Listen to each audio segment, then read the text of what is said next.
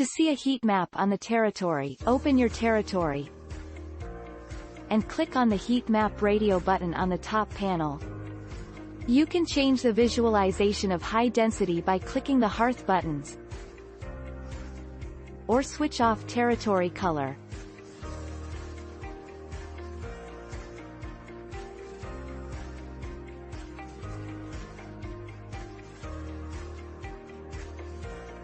To see a territory thematic, click on the Thematic button.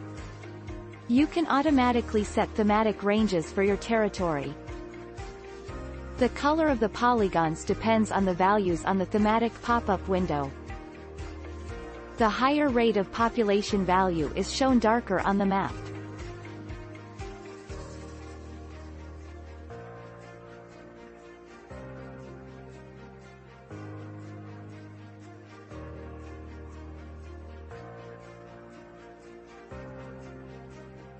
Click on the Demos button to see demographics value on the map polygons.